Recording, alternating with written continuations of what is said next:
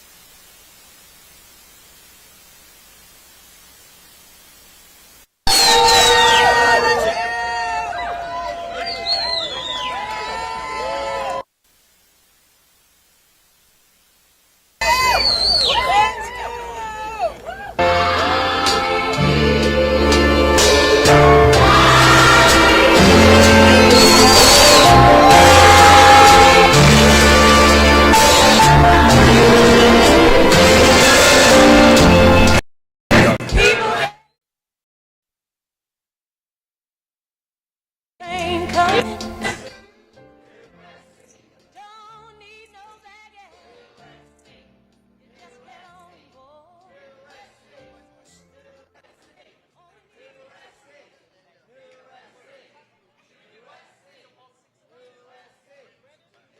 Hey,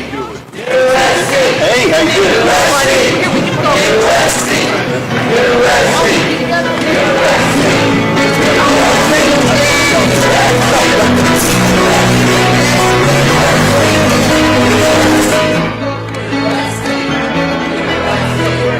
Just a small town girl living in a lonely.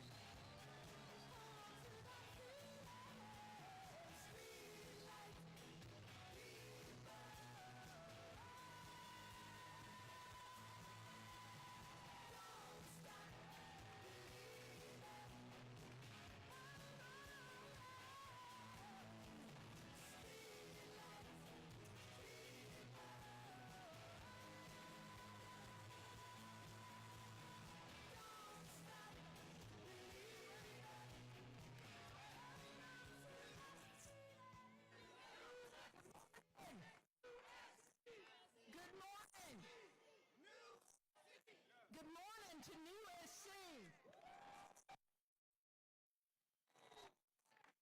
Good morning, everyone, and welcome to a new SC. Thank you for being here on an important day. Regardless of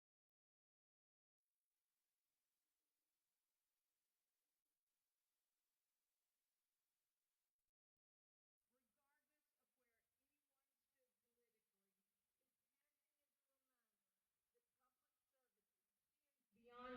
politics and calls on leaders to step forward when their state needs them the most. Today is not about looking backwards, but about moving forward. South Carolinians are facing real challenges. Families are working harder just to get by. Our schools, healthcare systems, economy, and communities need leaders who listen, who collaborate, and who put people first.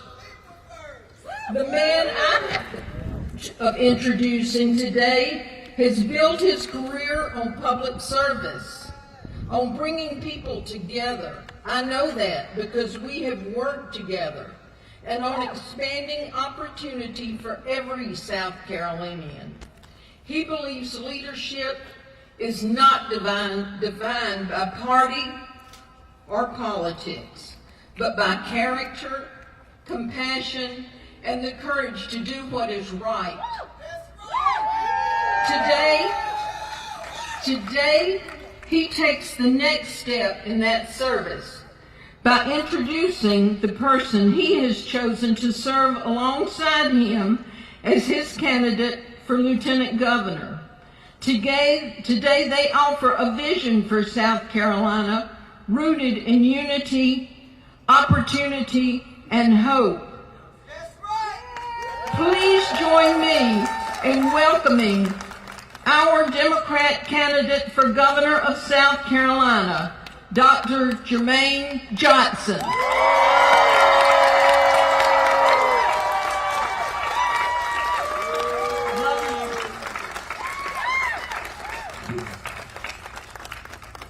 Good morning to the new SC.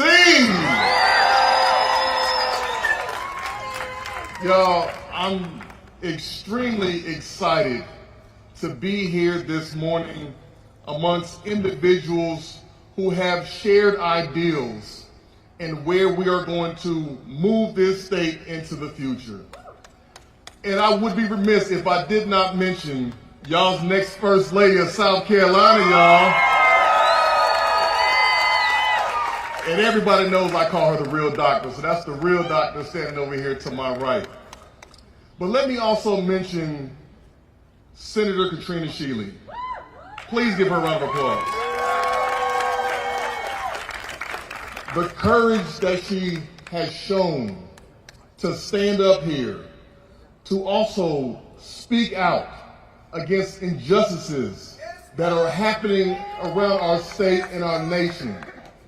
To stand here, to stand with us, to believe in the new SC, it does not go unnoticed.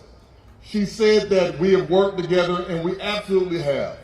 From the very first day I got into office, we got to work together. And sometimes she was looked down upon because she stood with me. But that's what this is all about. Standing up for what's right. Standing up for the people of South Carolina, regardless of party affiliation, regardless if it's Democrat or Republican or non-affiliated, just do what is right. Do what is right. And I believe today we are here to celebrate, to look at the forward vision, and to discuss the individual who I have chosen to be the next Lieutenant Governor of South Carolina. And I want you to understand that this choice was vetted very rigorously. I had to make a decision. Everybody out here who knows me, I don't do things just off a whim. I have to think, I have to pray, I have to talk to my wife, I have to talk to my circle, I have to make sure that what we are doing is going to be the right move for not just for my family, but for everybody's family, for the entire state. I've known Sam Skardon for years. And in the years that I've known Sam, he has been an individual who has never changed. He has never wavered from doing what's right. He has never wavered from doing the hard work, not just talking about it, but actually doing the work, being on the ground, being in the communities, being committed to a vision, a prosperous vision for the people of this state. Sam, see, the thing that impresses me the most about what Sam has done in his career is he has spent a career helping marginalized communities, helping individuals to get the opportunities that so many of us have wished to have. What Sam has done for 7 years was not just helping small business owners attain capital to start their businesses, but what he did was he helped people realize their hopes and their dreams. He helped people to get the access to changing generational curses, breaking generational curses, helping people to reach their ultimate goals. That is who Sam is. He spent years as congressional aide to my fraternity brother, the late, great John Lewis, who told us to get into good trouble, necessary trouble. And that is exactly what Sam is going to do with me here on this campaign trail. We're going to get into good trouble. We're going to get into necessary trouble with the energy and guided by the wisdom of our supporters. We're going to do what we have to do to get the job done for the people of South Carolina. We have a message for the young people in this state that it doesn't matter your circumstances. It doesn't matter where you come from. It doesn't matter what you've been through. You could be the next governor and lieutenant governor of South Carolina. It doesn't matter about your race. It doesn't matter about your gender. You can attain these dreams and aspirations that you have. Sam is so committed to the movement. He's so committed to the future. He believes in this vision, and so much so that he even named his children, his twin boys, after congressional member John Lewis and the Reverend Lawson. This is something, when I tell you, when I heard that story, this let me know that Sam is not about just talking about things. He's not about whether you're black or you're white or Hispanic. He is about the people. And a hero, it does not matter what a hero looks like. A hero is a hero. A hero is a hero. And I'm so proud, I'm so honored to have Sam Skardon leading this movement with me. We will be partners in this movement. We will make sure that we have your ideas at the forefront of what we're going to do, because we are going to be talking to you. We're going to be in every inch of this state, making sure that the people know exactly who we are, that they know exactly what we stand for. That is what we're going to do. Because a new South Carolina, it means opportunities. A new South Carolina means us standing together. A new South Carolina means nobody will be forgotten. A new South Carolina means our rural communities get the support that they need. A new South Carolina means our women will have their rights restored. A new South Carolina means we will not allow crazy individuals to come attack our most vulnerable population. That's what a new South Carolina is. It means supporting our young people, supporting our public schools, supporting our higher education institutions. A new South Carolina means helping our small businesses. A new South Carolina is a place that we will all be proud of. That is a new South Carolina. And with that, I am honored, I am proud to introduce to you all the next Lieutenant Governor of South Carolina, Sam Skardon. Y'all make some noise for him.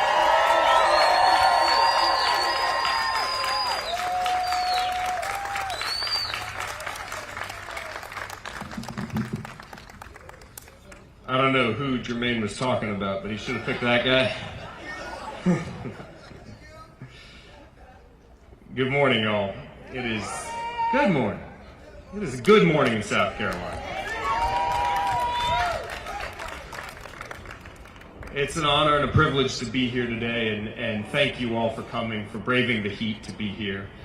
And I do want, before I say anything else, to say that despite the great honor that lays before us in this campaign, no matter what we all accomplish together, the best thing I have ever done for this state was 9 years ago when I convinced a business school classmate of mine named Leslie Skardon to move back to my home state with me after we graduated.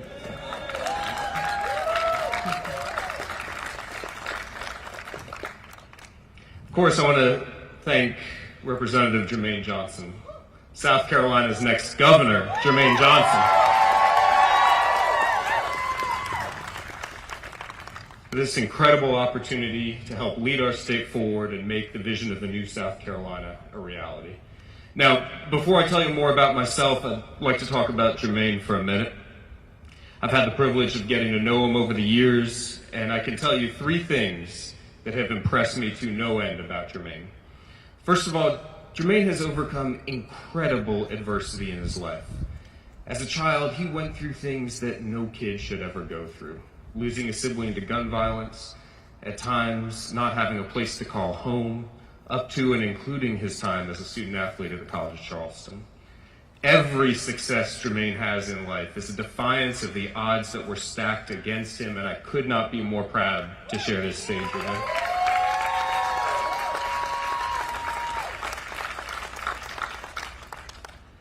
Second, I've seen Jermaine make tough decisions. In his political career, he began by primarying a 22-year incumbent legislator with a message of a new vision and a next generation of leadership for South Carolina. And as many of y'all know, in this very race, some power structures in Columbia tried to push him out. They doubted the movement he was building. They underestimated the strength and convictions of South Carolinians who want a new beginning for our state.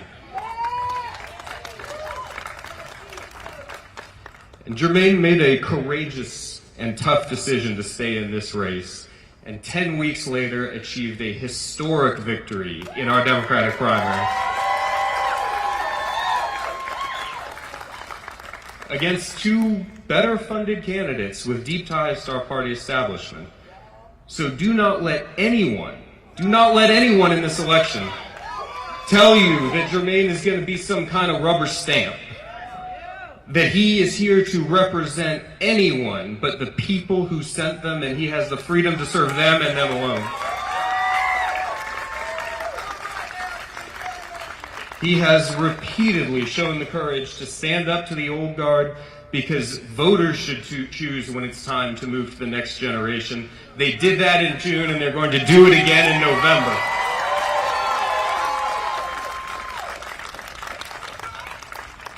Now, I promised you all 3 things that impressed me about Jermaine. The first was the adversity he's overcome. The second is the tough decisions he's made. And the third is that on the week of December 3rd, 2007, Jermaine was the co-Southern Conference Player of the Week alongside a point guard from Davidson named Steph Curry. And Jermaine says he can guard him.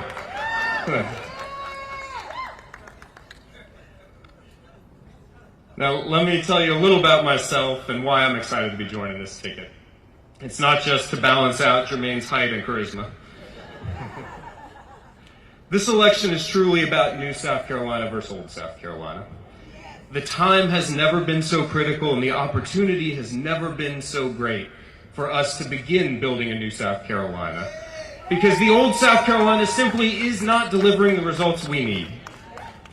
In this campaign, we're going to be bold, and we're going to offer real solutions that work for South Carolina families. Jermaine has a line that I love that I'm going to steal from him, that it's time for our state to stop being judged by the success of its corporation, but by the success of its people.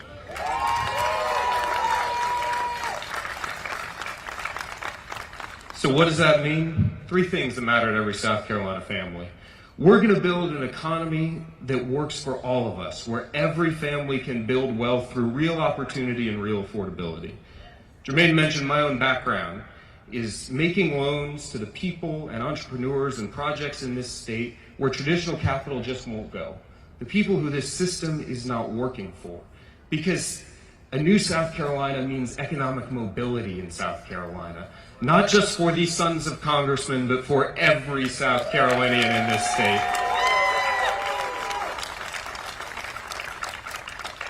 And affordability means real structural change and using our state government not to just go after small costs, but to go after big ones. Good healthcare policy is good affordability policy. When an insurance company wrongly denies you and they spray thousands of bills for thousands of dollars all over the state to families that were paying for coverage, when they wrongly deny you, that creates the affordability crisis in South Carolina. We need a state government that sees it as their responsibility to attack that issue.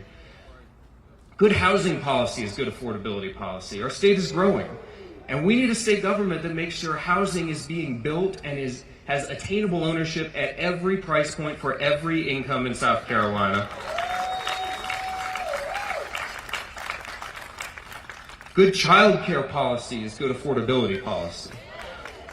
When we tell families that they need to go back to work days after their infants are born and start having to pay for child care before they're even home from the hospital, that creates an affordability crisis for South Carolina families. When we tell them that there is no guaranteed public education until that child is 5 years old, that means 5 years of child care costs for that family. We need a state government that sees it differently. We need a state government that knows providing good, high-quality child care options for every working family is good affordability policy, it is good economic policy, and it is part of the new South Carolina.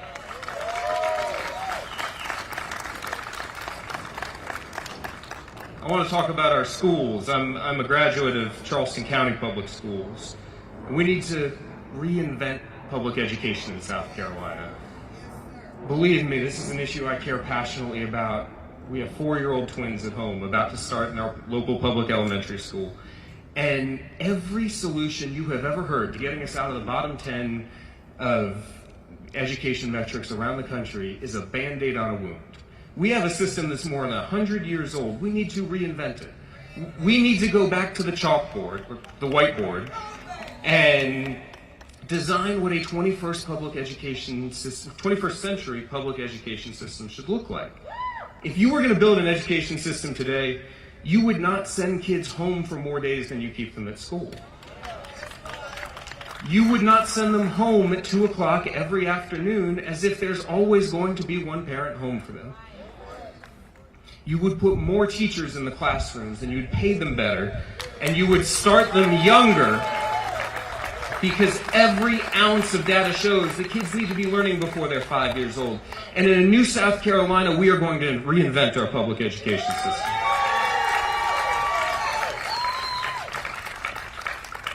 And finally, the infrastructure of our state simply isn't keeping up, and funding is part of it. We need more funding, but we need a better system. You should not have to call your state government to fix a crumbling road in front of your house.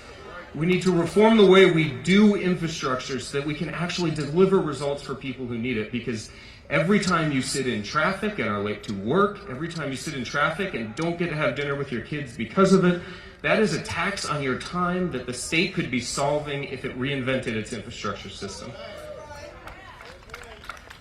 My home county in Charleston, we have 6,000 outstanding work orders with our State Department of Transportation. That's a funding issue, but that's a structural issue. We need someone who's willing to challenge the system and who's willing to build a new South Carolina that is different than the old. So let's talk about the old South Carolina for a minute. Let's talk about our opponent in this race, who is the son of a congressman, whose family has been in elected office for the last 58 combined years. Now, if you think that resume is going to deliver the change we're talking about, is going to meet the moment to deliver the change that South Carolina wants and needs, you can vote for him if you think that that's the ticket for change. But I think South Carolina wants something different. I think South Carolina wants something different than an attorney general whose own website says it is not his responsibility to crack down on insurance companies who are wrongly denying claims and who are wrongly building wrongly billing South Carolinians. That's on his website. It says it's not their responsibility. Well, I think it is our responsibility, and I want to elect leaders who see it as their responsibility to protect South Carolinians from the corporations that are driving up costs and making our lives unaffordable. Now, there's something I need from y'all. Y'all have to believe we can win this race. There has never been a bigger thirst for change in my lifetime. The opportunity is here. Let me talk to you about one more thing that makes me believe this is possible. Jermaine mentioned that I spent the first 4 years of my professional career on the staff of Congressman John Lewis. Now, he used to keep a framed library card on his desk in his congressional office. A lot of people might not understand why he'd frame a library card. Well, when he was a young child in rural Alabama, Troy, Alabama, he went to the local library to check out a book and was told that you have to have a library card in order to check out a book, and library cards were not available to black children. That young John Lewis didn't accept the world that he was born into. He didn't accept no as an answer. He didn't accept that things had to stay the way they were, just like we don't accept South Carolina has to stay the way it's been for the last 58 years. John Lewis went to work. He marched, he organized, he sweat, and he bled to create the change that he wanted to see in the world. And 40 years later, as a member of Congress, that same library invited him back for part of his book tour when he released his autobiography. And they gave him a framed library card. So that's what he kept in his office. So South Carolina, we need you to work like that. We need you to organize like that. We need you to believe that change that seems impossible actually is possible.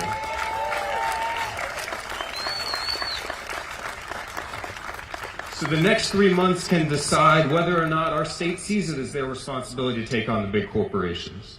It can decide whether or not we can build an economy that actually works for us. The next 3 months will decide the quality of our public schools that we vote to, that we send our kids to. But we need you to join us. We need you to lock arms with us. We need you to organize and volunteer and donate. We need you to vote on November 3rd. And if you do that, I believe we can win in November, and we can build a new South Carolina together. Let's get to work.